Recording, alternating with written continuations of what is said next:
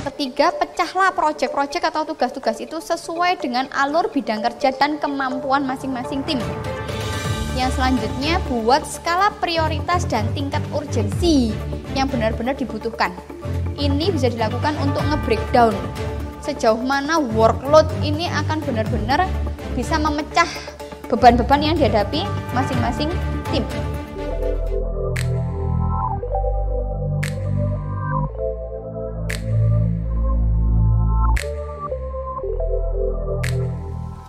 Yang selanjutnya, pastikan teman-teman punya alat ukur,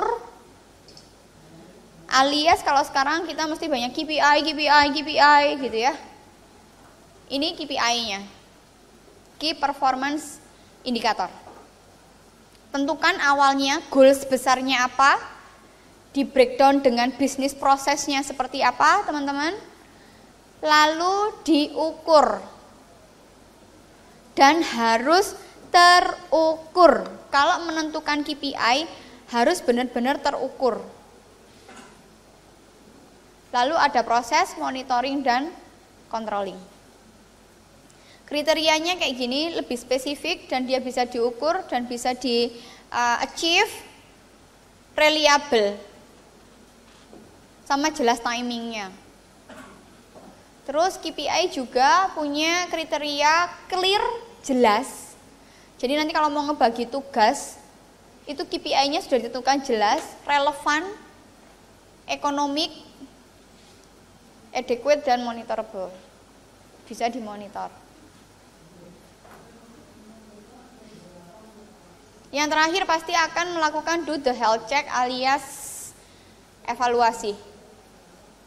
Evaluasi ini penting banget apalagi di kalangan milenial atau terutama kalau terjadi konflik antara baby boomer sama milenial.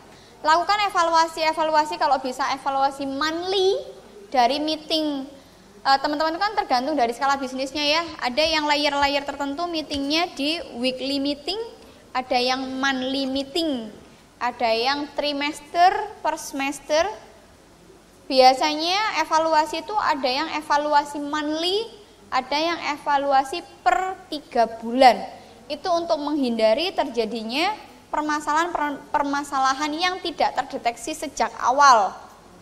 Bisa nanti jatuhnya jadi toksik, bisa jatuhnya jadi turnover pada keluar semua, kayak gitu-gitu. Nah, ini pesan untuk stay positif, mindset of success, fokus, berpikir positif, memiliki komitmen, siap bekerja keras, konsisten dan sabar, berani gagal dan pantang menyerah. Ini harus ditularkan ke tim untuk mereka memiliki jiwa, mereka juga ikut memiliki bisnis teman-teman. Jadi kayak kami tuh nganggep bahwa Ngalup itu ya rumah kedua kita. Jadi apa yang terjadi itu ya, kalau kotor itu ya anggap itu rumahmu, ya sapu nih ya bersihkan. Kalau misalnya ada klien datang tuh ya anggap itu saudaramu atau tamu, kamu harus menyambut sebaik-baiknya, anggap dia kayak second family, yang kayak gitu. Jiwa ownership-nya ada. Oke. Ini contoh marketing playbook teman-teman. Kalau misalnya nanti teman-teman pengen tahu gambarannya untuk menentukan kira-kira dalam satu departemen itu guidance-nya seperti apa. Ini saya ambil dari Smart Legal ID, platform legal untuk akses hukum. Nah, kita akan membreakdown yang namanya bisnis problemnya. Permasalahan utamanya di mana? Di situ ada aspek hukum itu cost, mahal, apa segala macam. Terus maunya nanti kita bisa murah dan dapat dinego. Terus leads-leadsnya tuh yang benar-benar bisa dapat sendiri gitu loh. Dan mereka bisa mengakses banyak informasi untuk tidak mengeluarkan biaya yang lebih gitu ya. Terus terjadi kolaborasi sama instansi dan service provider, misalnya kayak sama notaris, lawyer, dan lain-lain. Di breakdown dulu bisnis problemnya, terus menentukan campaign structure-nya. Jadi dari bisnis problem itu nanti teman-teman akan nge-breakdown bisnis problemnya teman-teman apa, positioningnya teman-teman di mana, terus akan menentukan campaign-nya. Gitu. Nah, terus ini cerita-ceritanya, hukum tuh kayak gimana divalidasi. Terus kompetitornya siapa aja. Ada kita ngebikin competitive advantage-nya. Competitive advantage secara di lingkungan eksternal apa, di internal apa. Terus ada demografi, karakteristik kayak gitu ya. Ini ada product truth, ada brand positioning, kayak gitu-gitu. Ini guidelines untuk dalam satu departemen. Ini contoh di marketing. Sampai bikin BMC ya. Udah pada bisa ya bikin BMC ya. Nanti untuk bisa di breakdown ke timnya masing-masing. Terus tetapkan key message-nya. Fear-nya apa, terus how-nya kayak gimana, engagement, educate, dan lain-lain. Ini nanti playbook berhubungan sama workload teman-teman, sama arah pekerjaan dari masing-masing tim. Jadi nanti teman-teman biasakan timnya untuk bisa bikin sendiri. Biasanya milenial sangat paham hal-hal yang seperti ini, mintalah mereka untuk ngebikin alur dari job desk masing-masing. Gitu, terus ngebikin occasional content, objektif utamanya apa, kayak itu kan menjadi platform yang memberikan solusi terbaik bagi pencari informasi dan jasa hukum, mulai dari awareness, interaction, engagement, sampai konversi, sampai jadi duit. Jadi kalau melakukan pekerjaan, mulai dari tahapan awal, timelinenya, sampai nanti ada engagement, interaksi, sampai gimana caranya nanti dapat leads, dapat klien. Di bawah ini contohnya ada key matrix. Ada matrix-matrixnya. Gimana caranya konversi, apa segala macam. Menentukan key matrixnya dari mana. Gitu ya. Terus marketing channelnya dari mana aja. Pakai media, earn media, paid media. Itu nanti di breakdown lagi yang dari website mana kayak gitu-gitu. Terus bikin campaign ekosistem, kalau dari directnya gimana, indirectnya gimana. Ini customer journey. Teman-teman nanti kalau belum biasa ngebikin customer journey, ada banyak ininya ya, yang bisa dipelajari, bisa browsing juga di internet. Tapi teman-teman akan bisa nge-breakdown dari touch point-nya. Nah, ini yang mempermudah milenial untuk punya arahan timnya. Oh, jadi kalau aku mau ngerjain ini tuh aku bisa pakai cara ini ada di bawahnya. Customer journey-nya kayak gimana? Biasanya ini juga terjadi di teman-teman yang punya usaha-usaha online. Bikin customer journey. Dari stage-nya apa aja, mulai dari awareness, orang aware, terus sampai akhirnya interest, tertarik banget, sampai dia akan memutuskan untuk beli misalnya, consider, terus acquisition dapat, jadi beli beneran, sampai dia beli lagi. Ini customer journey. Ada step-stepnya, gimana caranya nanti di tahap awareness teman-teman ngapain gitu ya. Kalau dikonversi nanti hubungannya sampai service buying kayak gitu-gitu. Touch point-nya ini banyak. Nih, touch point. Jadi kalau kita bicara tentang leading milenial atau manajemen milenial, breakdown dari masing-masing job desk itu sampai sedetail ini teman-teman. Tadi kan ada yang nanya, kadang mereka suka ngelunjak gitu. Punya alat kontrolernya nggak? Ada nggak yang bisa jadiin bahan evaluasi? KPI-nya ada nggak buat ngarahin mereka balik untuk nggak ngelunjak kayak gitu? Ya, jadi kalau kita misalnya ngobrolin tentang mereka ini lama-lama ngelunjak mbak gitu. Teman-teman udah bikin SOP belum gitu? Teman-teman udah ngebikin KPI nggak buat masing-masing timnya gitu? Jadi guidelines itu nanti yang akan jadi satu acuan, balik lagi aja ke situ. Kan kamu KPI-nya sudah ini, udah reach belum, udah berapa persen yang dapat, udah berapa yang ketangkep gitu-gitu ya. Jadi breakdown-nya sampai sedetail ini ya teman-teman ya. Nanti kalau teman-teman butuh detail di masing-masing department, dicoba dulu aja. Nanti kalau mau bikin bareng-bareng sama timnya boleh. Apanya? Di breakdown dulu masing-masing pekerjaan dari departemen masing-masing. Gitu, misalnya ini kan, ini saya khususnya satu di marketing doang Pak. Ini hanya satu bagian marketing aja. Dan spesifikasinya di digital marketing aja. Satu bagian. Gitu ya. Ini loh, sampai jatuhnya nanti sampai jadi loyal customer. Jadi bikin event order, preset, ada checkout page, sampai Instagram, follower, follow up list, event, ini detail-detailnya, touch point-nya, yang bisa jadi reminder. Gitu.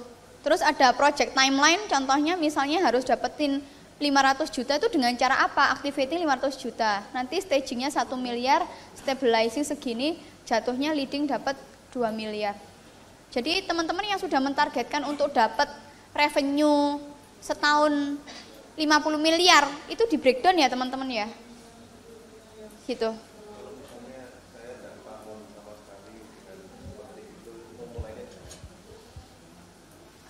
Untuk perusahaannya Bapak sendiri, konsultasi ya.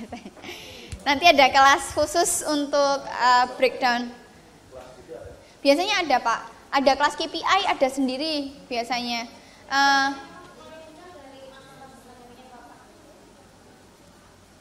Nanti biasanya ada kayak gini-gini, ada di coworking space, kayak gitu ada Pak. Terus coba dia browsing-browsing ya, biasanya ada mau belajar apa.com kayak gitu-gitu, mereka punya. Biasanya kalau kami di Malang, kita punya kelas-kelas kayak gini nih, apa istilahnya, bulanan. Ada yang kelas khusus ngebahas KPI tim, KPI apa aja yang perlu di breakdown kayak gitu. Ini teman-teman contoh KPI. Kalau ada yang masih asing, apa sih KPI itu gitu. Untuk di tim milenial, mereka harusnya setelah dikasih SOP, mereka bisa bikin sendiri KPI untuk kita takar, untuk kita review, terus kita masukin targetnya nanti sampai sejauh mana.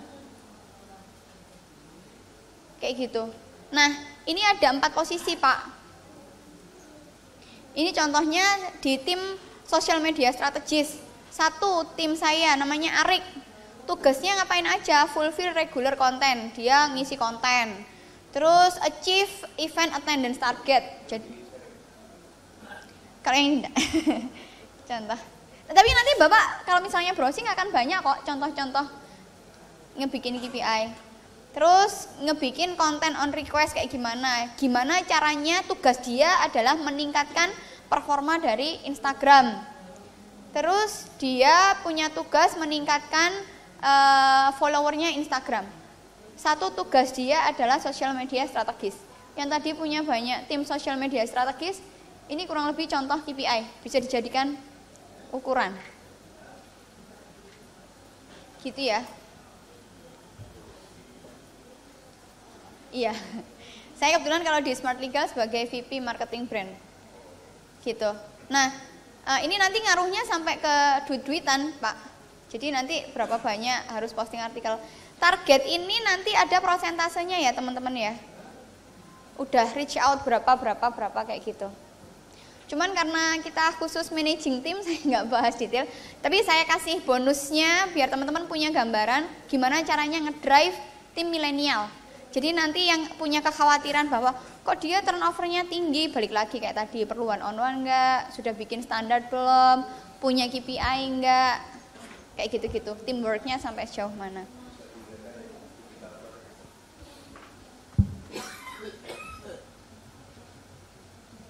Digital strategisnya dia lebih ke yang increase website visitor. Website Pak, dia ngurusinya full di website.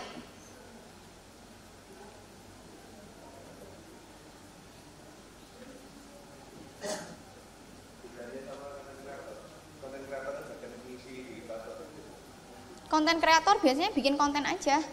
Dia mikir konten, kira-kira dia mau ngangkat konten apa aja. Biasanya kalau legal, dia ngurusin tentang konten kasus gono gini, akan larinya kemana, itu dibuat konten. Atau misalnya yang sekarang, perusahaan sekarang udah punya aturan OSS, misalnya kayak gitu. Jadi dia mikirin konten kayak gitu. Contoh kayak tadi yang saya di Instagram Ngalup, apa sih lagi happening, dia mikir kontennya. Oh mau bikin konten untuk gimana caranya orang-orang mau belajar startup, dia mikirin kontennya semua. Kalau di digital strategis ini spesifikasinya dia lebih ke website, maka dia fokusnya di artikel, search engine optimization kayak gitu-gitu.